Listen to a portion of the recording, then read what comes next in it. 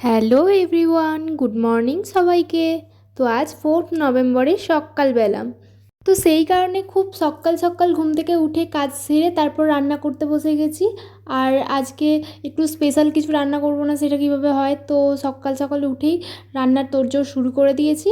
আর এখানে দেখো চাটনি করেছি প্রথমে, তারপর এটা একটা সন্দেশ বানিয়েছিলাম বাড়িতেই, কারণ এখানে ভালো মিষ্টি পাওয়া যায় না। আর পাওয়া গেলেও আমার ইচ্ছে হলো যে একটু সন্দেশ বানাই, তো বানিয়েছিলাম। আর এখানে ভাজাভুজিগুলো করেছিলাম আর পায়েসও করেছিলাম। তোমরা দেখো আমি কী কী করেছি। আর বর তারপর ঘুম থেকে উঠে আমাকে নিয়ে এসে দিয়েছিলো চিকেনটা, তারপর আমি চিকেনটা সবার লাস্টে করেছি। তো তোমরা এখন ভাবছো যে আমি গ্যাসটা কেন নিচে নামিয়ে নিয়েছি। তো সেদিন আমার শরীরটা খুবই খারাপ হয়ে গিয়েছিলো, ওই জন্য আমি দাঁড়িয়ে করতে পারিনি, তাই আমি বরকে বললাম গ্যাসটা নামিয়ে দাও।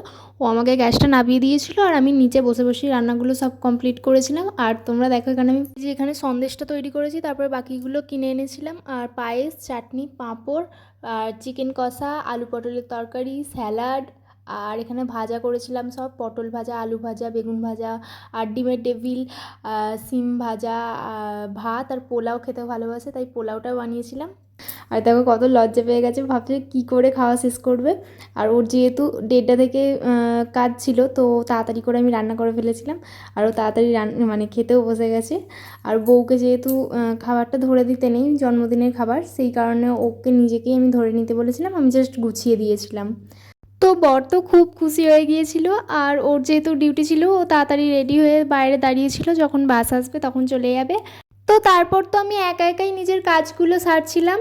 তো আমরা দুজন তো এইভাবেই আজকের দিনটা কাটালাম। দেখা হচ্ছে নেক্সট ভিডিওতে। Thanks for watching. বাই।